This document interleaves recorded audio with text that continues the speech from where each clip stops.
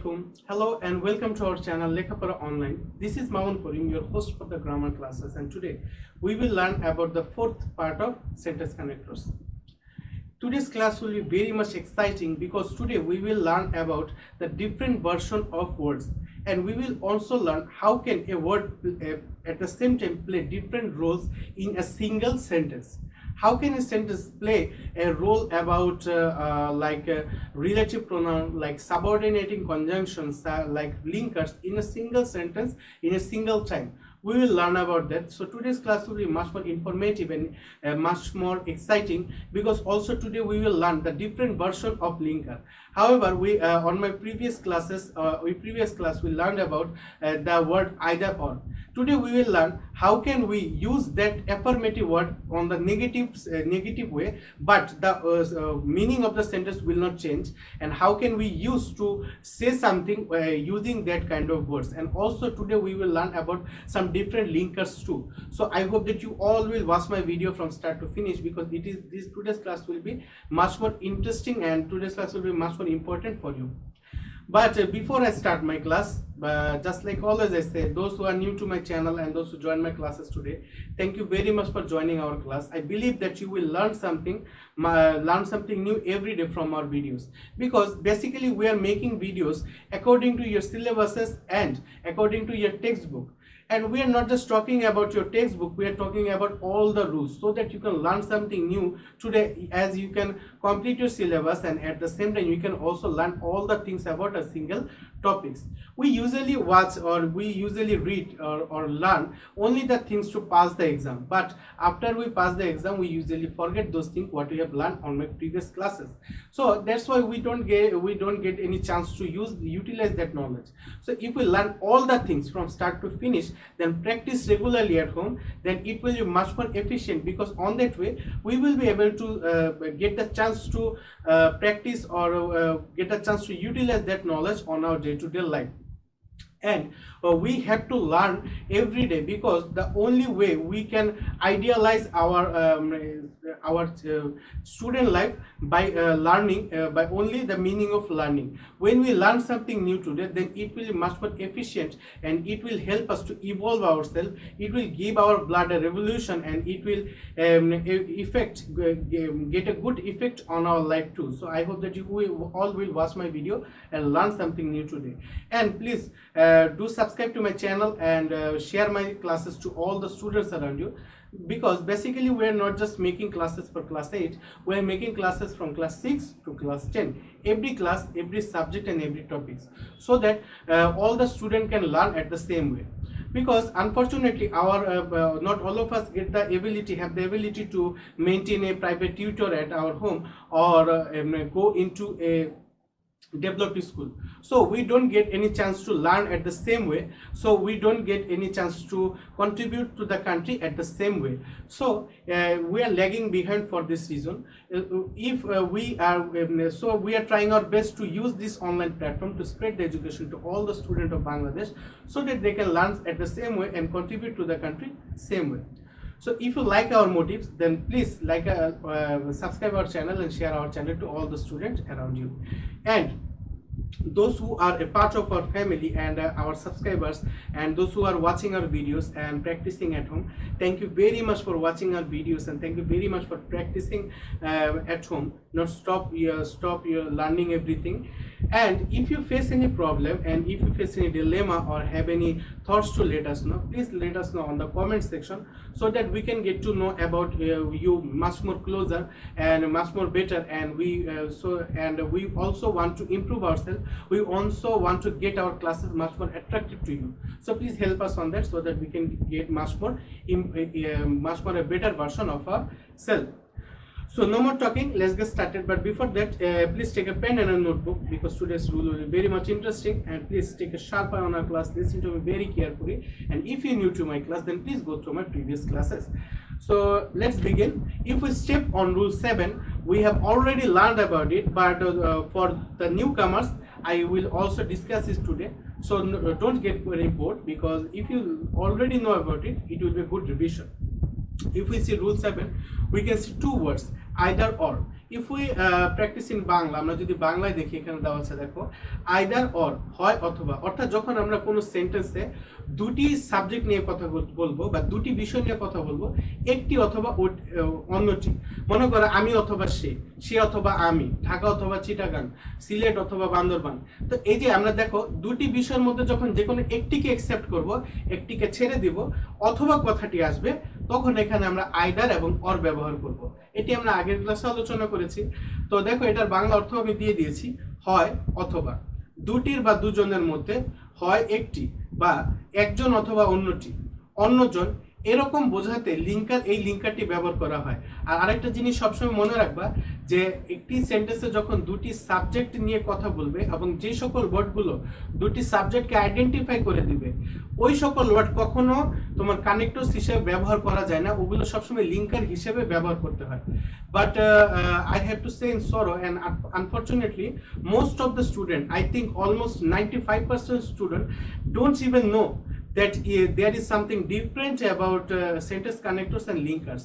So if you know nothing about this point, please go through my first video, because on that video I discuss about it, what is the difference between linkers and sentence connectors. Please go through that, watch that video very well, so that you can collect all the information about that. So if we see the example, then we get to know it much more better. আমরা যদি example দেখি তাহলে আমরা আরো ভালোভাবে বুঝতে পারবো। এখানে দেখো দেওয়া আছে either I or my friend will raise the flag. এখানে দেখো I হলো একটি সাবজেক্ট, my হলো আরেকটি সাবজেক্ট। তো এখানে either or my বলে বসেছে। এবং আরেকটা বিষয় আমি তোমাদের বলি নেই, এটা হলো যে এটা কিন্তু শুধুমাত্র যে দুটি সাবজেক্টের ক্ষেত্রে বসবে এরকম না, হতে পারে দুইটা নাউন, হতে পারে দুইটা প্রোনাউন, হতে পারে দুইটা অ্যাডজেক্টিভ, হতে পারে দুইটা অ্যাডভার্ব, হতে পারে দুইটা ভার্ব, হতে পারে দুইটা প্রিপোজিশন। সো যে কোনো ক্ষেত্রে কিন্তু বসতে পারে।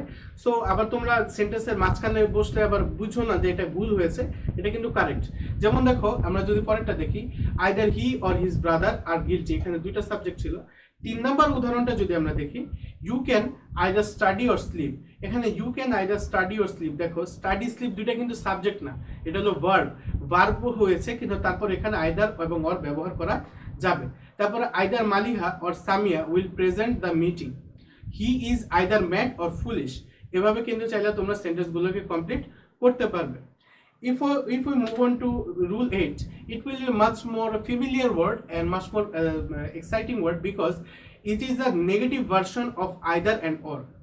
দেখো এখানে দেওয়া আছে neither nor, either or ছিল যেরকম অ্যাফার্মেটিভ, এটা হলো নেগেটিভ। either or ছিল যে কোনো একটা আমরা অ্যাকসেপ্ট করব, এটা অথবা সেটা, দুইটা সাবজেক্টের মধ্যে যে কোনো একটা অ্যাকসেপ্ট করব। কিন্তু neither nor যখন বসবে তখন বিষয়টা হবে আমরা কোনো কিছু অ্যাকসেপ্ট করব না, এটাও অ্যাকসেপ্ট করব না, ওইটাও অ্যাকসেপ্ট করব না। তো আশা করি বিষয়টা বুঝতে পারছো। যেমন দেখো এখানে দেওয়া আছে নাইদার নর, নাইদার আর নরের মাঝখানে দেখো ডট ডট দেওয়া আছে, তার মানে এখানে নাইদার আর নরের ক্ষেত্রে এটার অর্থ যদি আমরা বুঝে নিই, এটাও নয় সে ওটাও নয়, দুটি বিষয়ের বস্তু, দুটি বিষয়ের বা বস্তুর বা দুই ব্যক্তির কেউই নয়, কোনোটি নয়, এমন বোঝাতে গেলে এই লিঙ্কারটি ব্যবহার করতে হয়। এবং এটাও কিন্তু একটা লিঙ্কার, এটাও মনে রাখতে হবে। যেমন দেখো দেওয়া আছে নাইদার রানা নর হিজ সিস্টার পাস্ট, তারপরে দেখো neither the teacher not the student were present, স্টুডেন্টও নাইদার টিচার অর্থাৎ শিক্ষকও প্রেজেন্ট ছিল না, স্টুডেন্টও প্রেজেন্ট ছিল না। Neither you nor he is responsible, সেও রেসপন্সিবল না, তুমিও রেসপন্সিবল না। তারপরে দেখো neither the teacher not the students missed the programme in the college, অর্থাৎ টিচারও না স্টুডেন্টও না, কেউ প্রোগ্রামটা মিস করো নাই। তারপরে হি neither did the work nor asked other to do it, না হয় সে, এখানে যে না হয় কথাটির ক্ষেত্রে কিন্তু বসে, না হয় সেই কাজটি করেছে আর না হয় কাউকে জিজ্ঞেস করে তারপরে করেছে। So neither he neither did the work nor asked other to do this.